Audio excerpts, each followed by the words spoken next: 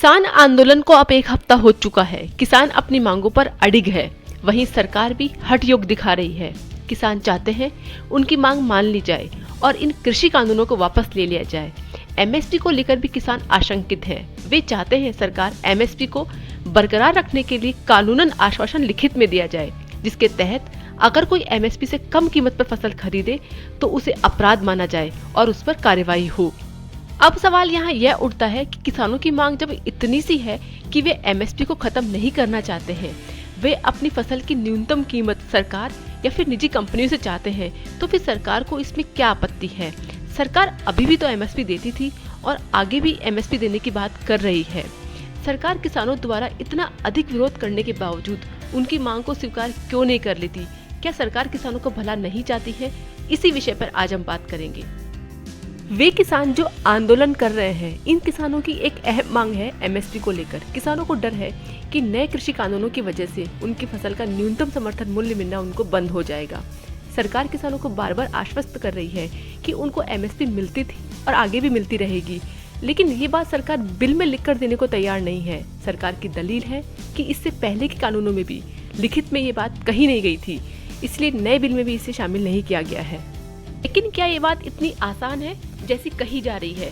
दरअसल एमएसपी पर सरकारी खरीद चालू रहे और उससे कम पर फसल की खरीद हो, उसको अपराध घोषित करना इतना आसान नहीं है जितना किसान संगठनों को लग रहा है।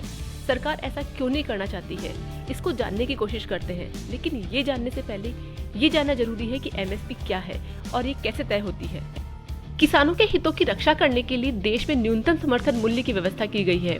अगर कभी फसलों की कीमत बाजार के हिसाब से बहुत ज्यादा गिर जाती है और किसानों को नुकसान होने का डर होता है, तो केंद्र सरकार तय न्यूनतम समर्थन मूल्य पर ही किसानों की फसल को खरीद लेती है, ताकि किसानों को नुकसान होने से बचाया जा सके। फसल की एमएसपी पूरे देश में एक ही होती है। भारत सरकार का कृषि मंत्रालय कृषि लागत और मूल्य आयोग की अनुशंसा के आधार पर एमएसपी तय करता है। एमएसपी को लिखित कानून में लाने से पहले कुछ बातों पर गौर करना जरूरी है, जिससे कि आगे जाके इन कानूनों का गलत निष्पादन न हो।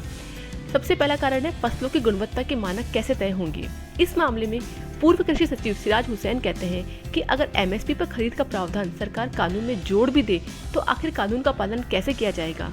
एमएसपी हमेशा एक फेयर एवरेज क्वालिटी के लिए होता है, यानी फसल की कोई एक निश्चित क्वालिटी होती है तो ही उसे समर्थन मूल्य दिया जाएगा। अब अगर कोई फसल गुणवत्ता के मानकों पर यानी क्वालिटी स्टैंडर्ड पर ठीक बैठती है या नहीं बैठती है, इसे तय कैसे किया जाएगा? और जो फसल उन मानकों पर खरी नहीं उतरेगी उसका क्या होगा? ऐसी सूरत में सरकार कानून के किसानों की मांग शामिल कर भी ले तो कानून को अमल में लाना मुश्किल होगा।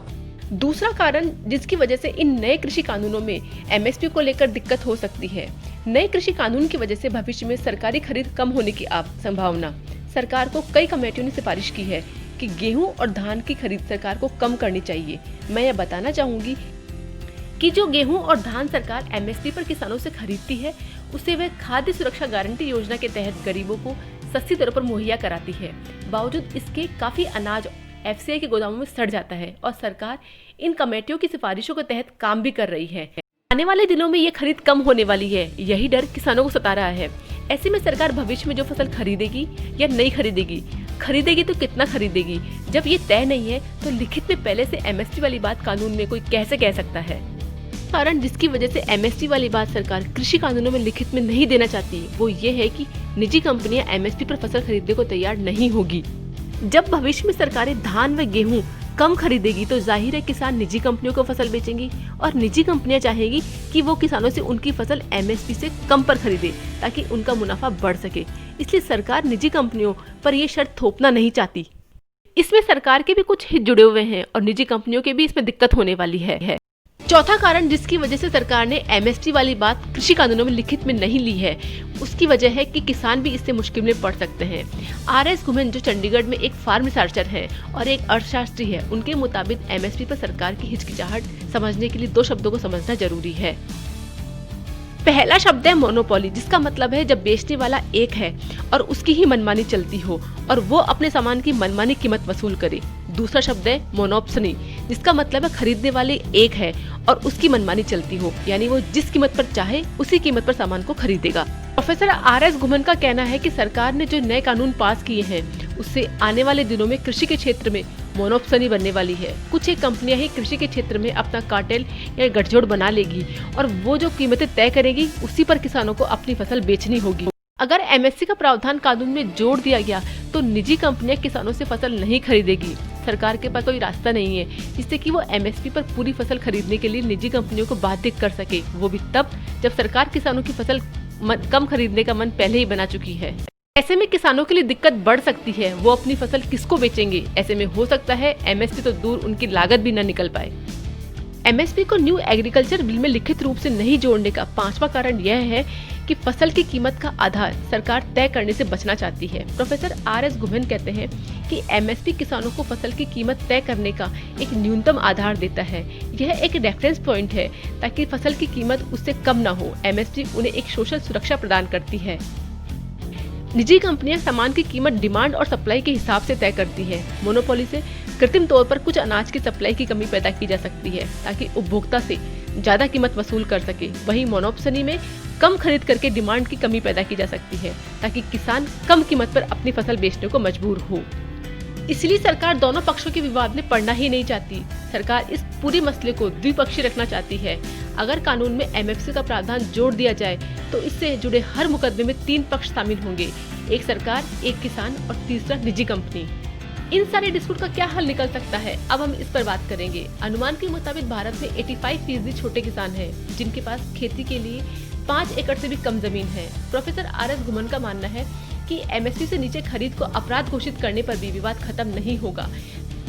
तीनों कानूनों को वापस लेना ही इसका एकमात्र उपाय है। फिलहाल कानून वापस लेने पर सरकार राजी होती दिख नहीं रही है, लेकिन पूर्व कृषि सचिव सिराज हुसैन कहते हैं कि इसका एक रास्ता है, सरकार किसानों को डायरेक्ट फाइनेंशियल सपोर्ट दे, जैसा कि किसान सम्मान निधि के जरिए दिया जा रहा है।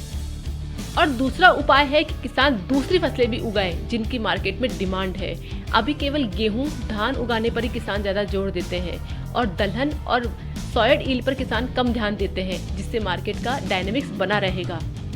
ये कुछ पॉइंट पर सॉल्यूशंस सिराज हुसैन व प्रोफेसर आर.एस. घुमन के लेक्चर से लिए गए हैं। यदि सरकार इनके सुझाव पर गौर करे तो कुछ हल निकल सकता है। इस नए फॉर्म बिल में कुछ खामियां तो है, ये मैंने 3 महीने पहले जब सरकार ये कृषि विधेयक लाई थी तब भी वीडियो बनाकर बताया था, लेकिन अब मेरे पास कमेंट सेक्शन में कुछ रिक्वेस्ट आ रही है कि आप इस फॉर्म बिल के बारे में जो फ्लॉज हैं उनके बारे में एक अलग से वीडियो बनाइए। मैं अपने नेक्स्ट वीडियो में इस कृषि बिल में जो फ्लॉज हैं उनके बारे में बताऊंगी, क्योंकि इस किसान आंदोलन की वजह से हजारों किसान अपने घर परिवार को छोड़कर खुली सड़कों पर दिन रात बैठने को मजबूर हैं। और इस आंदोलन की वजह से दिल्ली पूरी तरह से लॉक हो गई है। दिल्ली बॉर्डर के सारे रास्ते ब्लॉक हो गए हैं। हजारों लोग दिल्ली में फंस गए हैं जो दिल्ली से बाहर के थे और किसी वजह से दिल्ली में आए थे। दिल्ली निवासियों को भी काफी परेशानियां हो रही हैं। तो हम सब यही चाहते हैं कि सरकार व किसानों के बीच कोई शांतिपूर्ण समझौता जल्द ही हो और किसान भाई अपने घर व खेतों को और रुख कर सके।